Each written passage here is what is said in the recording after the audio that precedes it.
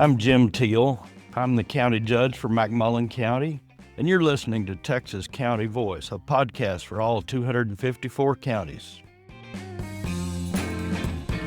My name is Mary Huber, managing editor of County Magazine. I'm joined today by Valerie Alvarez, senior death inquest investigator for Williamson County. Valerie has worked as a death investigator for nearly 15 years, helping to uncover the causes and manners of death for bodies found across Texas. Today, she'll tell us about her profession, its challenges and rewards, and what it's felt like to give names to many unclaimed persons found across the state. Thank you so much, Valerie, for being here with us today to tell your story. Well, thank you for having me. I'm really, really excited to share some really cool information with you. So I guess kind of first, I have no idea, and I'm sure a lot of people have no idea what a death investigator does, or maybe they have misconceptions from watching crime shows. Can you just tell me a little bit about what exactly the job of a death investigator entails? Yes. So I would say the best way to describe it is we are the eyes and the ears for typically a medical examiner. So what we do is when a death is reported to the office, we determine if the medical examiner has jurisdiction, which means they would need to sign the death certificate, or if a person's physician will sign the death certificate. So that's like our first step in everything, is determining who's going to be signing that death certificate. If we determine that the medical examiner is responsible, then we do an investigation.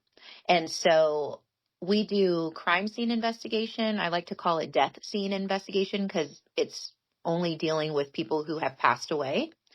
And then we do a lot of background work. So we talk to physicians, we talk to family members, we talk to anybody that can help us piece together the events that led to the person's death. And we gather all of that information and we present it in a form of a report to the medical examiner. And then, of course, the medical examiner and their autopsy technician do the examination. And the goal is hopefully all of our findings combined can help create an accurate cause and manner of death.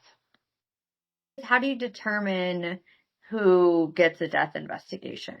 Yes, so there's state statutes which outline the type of cases that the medical examiner has jurisdiction over. You're looking at unnatural causes of death, so homicides, suicides.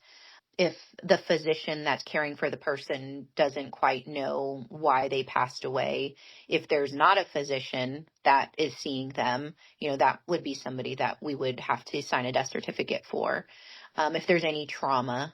So like I said, there's state statutes that state exactly what kind of cases we will do investigations or inquests into. What is the requirement for your kind of position? How do you work with police? What is the collaboration or process? Our main goal is that determining cause and manner. So when we go out to a scene and we're working with law enforcement, we collaborate every aspect of that scene work with them. So we'll talk with them. They'll give us a rundown of what's already, what they've already found. We'll go to the body. We'll take photos, crime scene photos. Every step of the way, we're ensuring that law enforcement knows what we're doing. We know what they're doing. So that way we're in collaboration with everything. So ultimately, our goal is to assist these families during these tough times. And so as long as we're all on the same page and we all know how each other works, we keep that goal in mind. Can you kind of paint a picture of what would go, like some things that you would do to either identify a body or determine cause of death? Yes. So we would go and we would take photos of the general location in which somebody passed away. We want to take photos of anything that we think contributed to the person's passing. So just for an example, if there was a car accident, we're going to take detailed photos of the vehicle because that's heavily involved with what happened. So anything dealing with the death, we want to capture photos of so that way the medical examiner can see those photos. You want to take photos of the scene itself, anything dealing with the possible cause of death, injuries, identifying factors. If we don't know who an individual is, we want to take good photos of identifying factors. And then they will also do that in the autopsy as well. Yeah, so just making sure we have a detailed photo documentation of what we're looking at. On a personal note, what made you want to pursue this as a career path? Sounds like it can be a tough job. My interest in it actually started in college. I had changed my degree to anthropology with a concentration in forensic science. And I learned about a field school that they were having when I was a junior at Baylor. And the field school was going down to the border of Texas and Mexico and exhuming graves of unidentified individuals who passed away on their way into the United States. For whatever reasons, they passed away and they were now buried as unidentified individuals. So what we did is we exhumed those graves, and my group particularly had an individual who we were able to get some DNA from, and our professor put it into a database. And the whole goal of the program is to try to repatriate them with their families. A lot of times the families don't know what happened to them. They just disappeared and they don't know what happened. So being able to provide closure to families was really huge and such a monumental moment in my life, realizing that you can provide that for families if this service is around. While I was in college, I met somebody who was an alumni of Baylor who was working in a medical examiner's office in Collin County as a death investigator. He told me about that job and I was instantly intrigued, and I didn't know that existed at all. And so I just kept in contact with him throughout my last year at Baylor. They never were hiring. They just didn't have any openings. And then finally, a year after I graduated, they had an opening. So of course I applied. And then I was with Collin County for 10 years.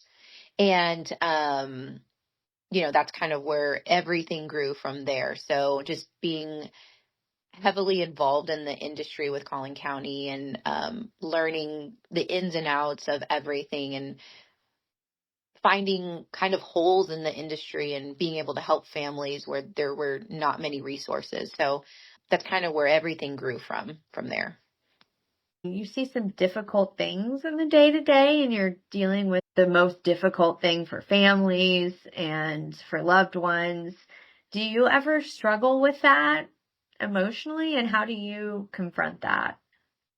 It's very important to realize what the industry entails.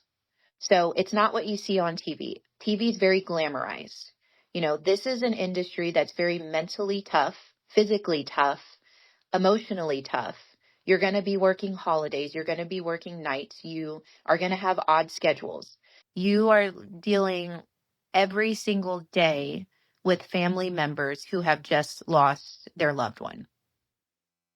So every day, multiple calls a day are family members who are just needing help.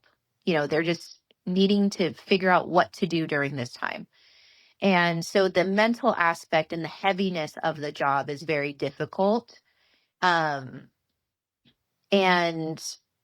making sure you don't take that home to your own families, I think, is a big part of that. And I think if you can successfully achieve not doing that, then you'll be okay in this industry. Death affects every single one of us.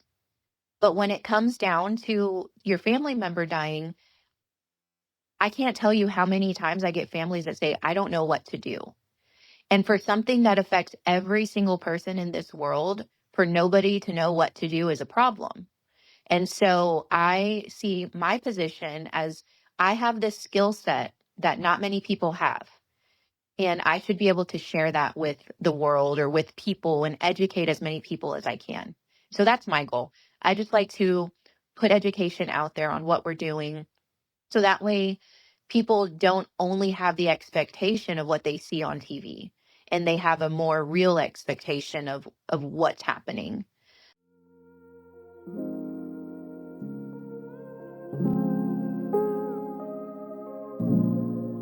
After recording our podcast, we caught up with Valerie again so she could tell us a story about a specific case she worked on when she was at Collin County. In that case, a woman's body had been found on a road in Melissa, Texas in 2004 without any identification. And after nearly 20 years, they still hadn't been able to identify her. That changed last year when Valerie was able to finally give Lisa Jacqueline Millay her name. Listen to find out how.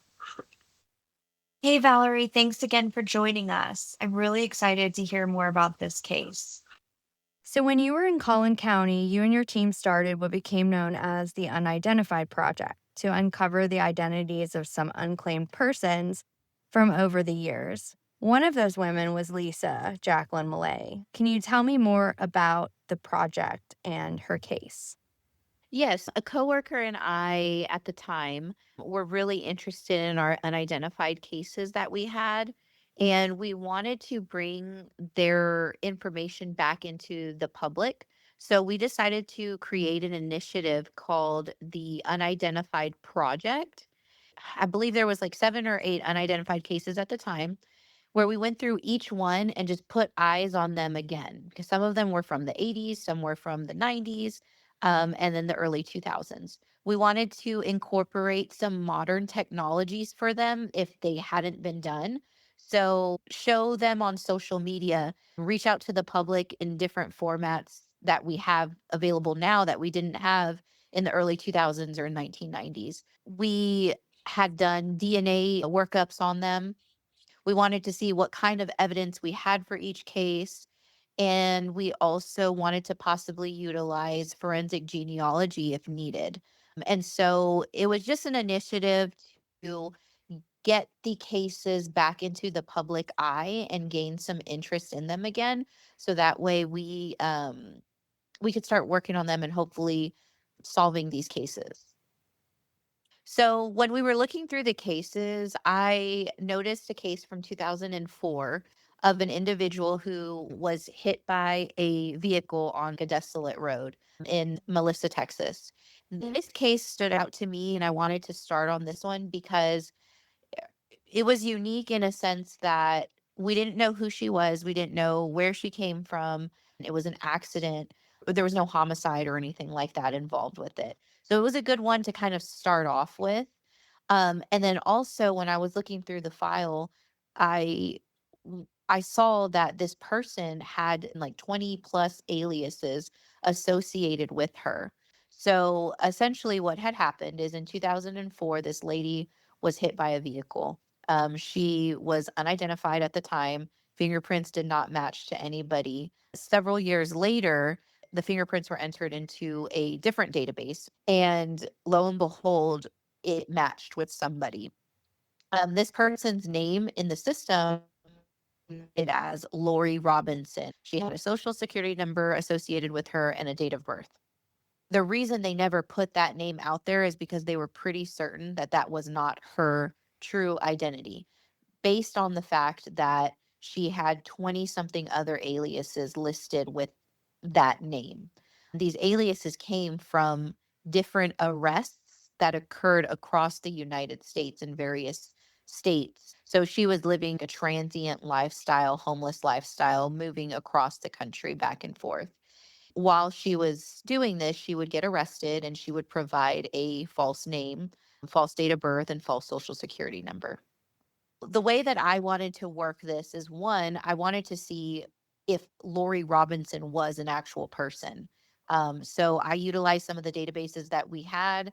I looked up Lori Robinson with the name and date of birth that was provided or that she was linked to. And sure enough, there was a Lori Robinson that was still living. So I reached out to Lori Robinson and I sent her the photo of this individual and I said, "Do you know anything about this woman?" And she said, "No, I don't know who that is, but about 20 years ago, my identity was stolen." So after I found out that Lori Robinson was still living, I started to look at all the aliases that were listed, all the date of births that were listed, and all of the social security numbers that were listed.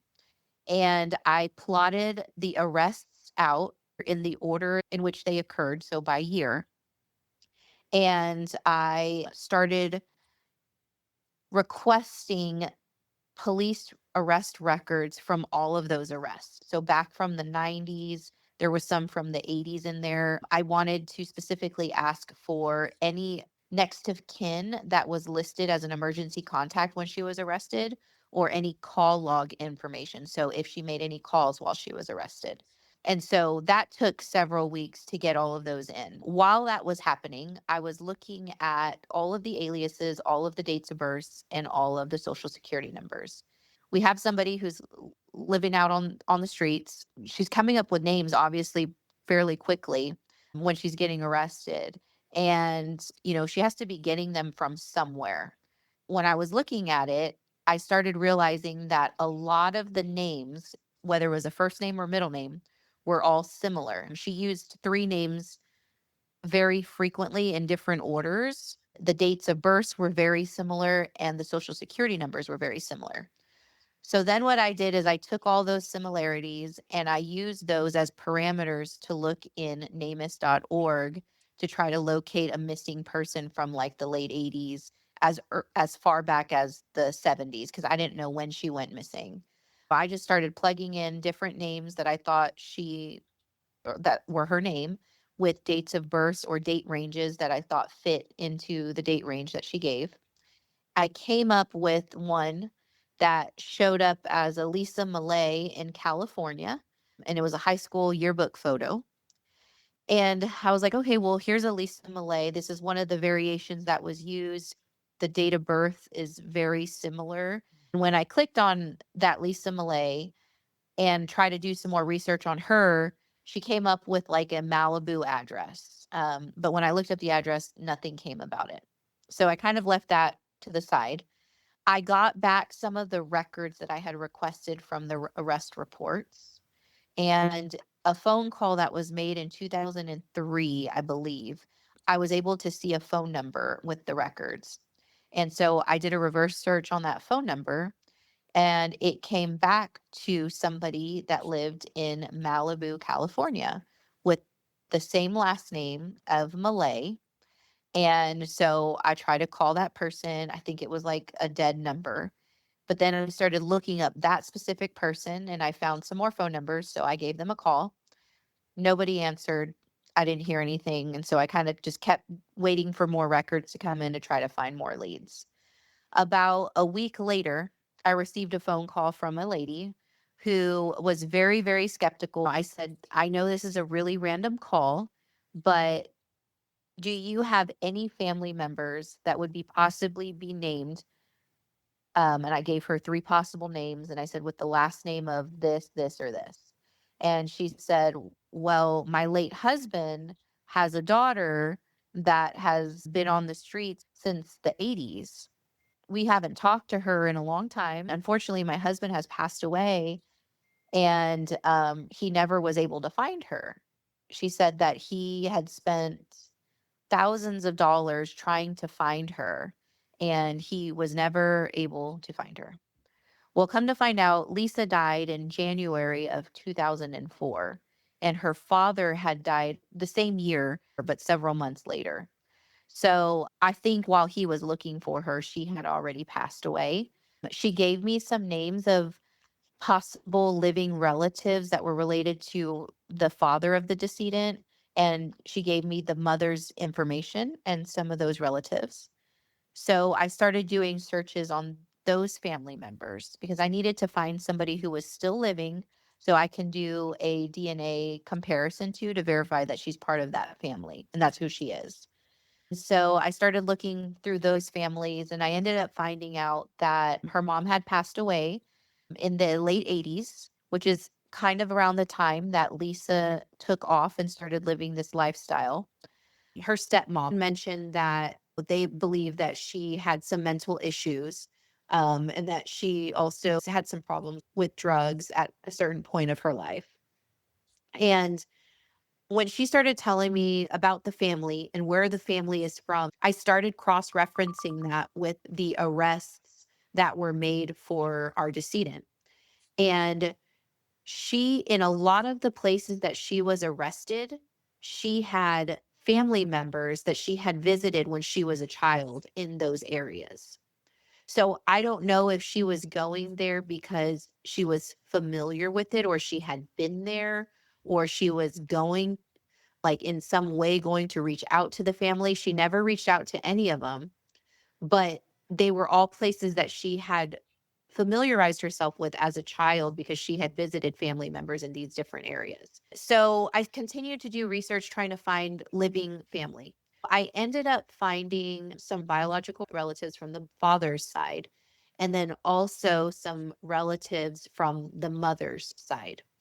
And we were able to get 3 samples from family members, 1 from dad's side, 2 from mom's side, and we were able to direct compare them to her DNA, and we were able to confirm that, yes, she was part of Wow. that family. So we kind of did it backwards. A lot of times people will do the DNA first, and then they'll do the genetic genealogy, and then they reach out to the families, and then they get the DNA samples, and then they confirm it. I had a suspicion very early on as who I was thinking this was, and I just went off of that, and then we kind of went from there, and then the process took a little bit of time. How did that feel to you to finally identify this woman? So I had it just so coincidentally when we started the initiative, it lined up when I had taken some PTO. I had like taken a week off. During that week, I spent too many hours out of the day working on this case. I would say I spent like 12 plus hours a day just looking through NamUs, trying to find different people, looking through the internet, trying to find connections. And then when I got back to work after that week is when we got the phone call from her stepmother. And I remember sitting at my desk and I just started crying. And my boss was like, "Are you okay?" I had spent so many hours just trying to find a break in it. And then so for it to finally come, I think it just was like an emotional release. I've talked to multiple family members, and all of them shared their gratitude because they said, it's amazing that we spent thousands of dollars trying to find her and nobody could find her. And you did, and you put in the effort to find a family member for somebody who others would probably just say she was homeless. She was, she had mental problems. She was on drugs. A lot of people wouldn't put in the time for that.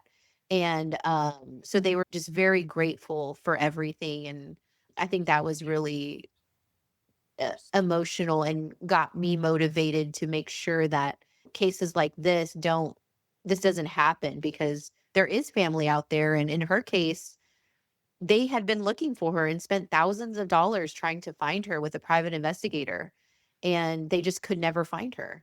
And so, it's very important that we try to find these families and give them their identities. And I think that was a big wake up call for me on this one.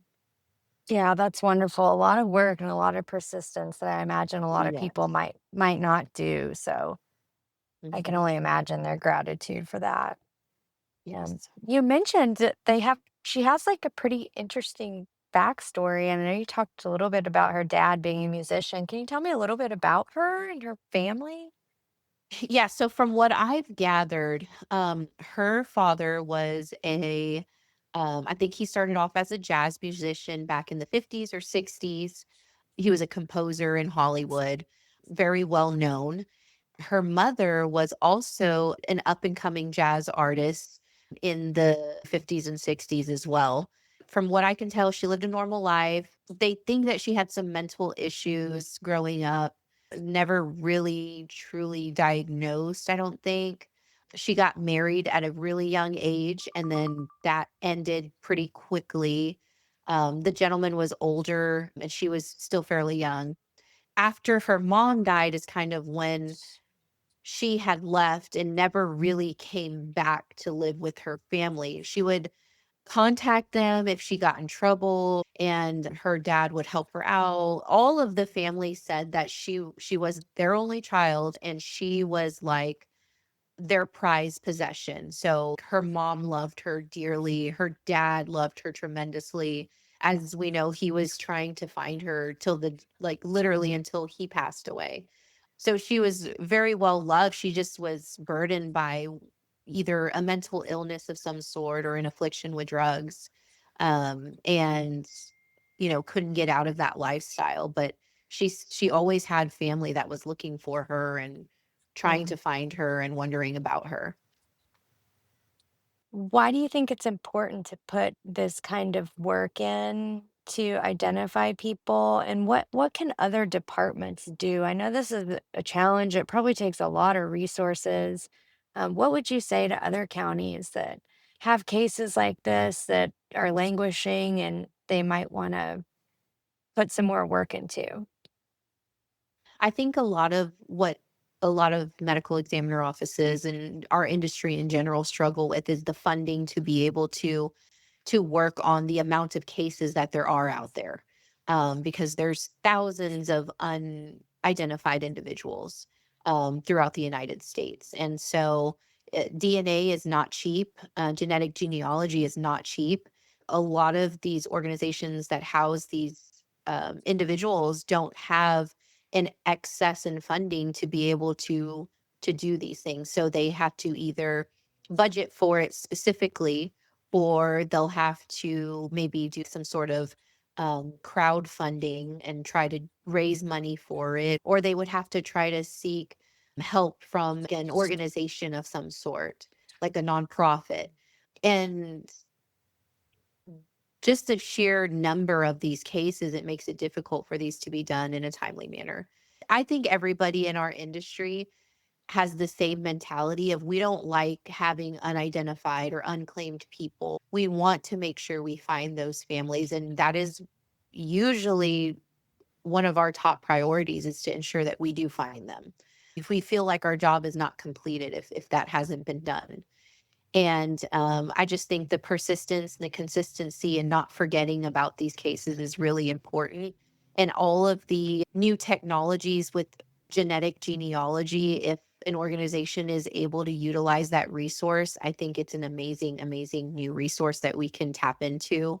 And it's yielding amazing results. And we should definitely start trying to do more with it. Thank you so much, Valerie, for being here and telling us about this amazing work that you've done. It's really inspiring, and I know it must have meant a lot to a lot of people. So we really just appreciate you being here and talking with us today. Thank you. I appreciate you putting it out there and, sharing the importance of giving these people their identities back.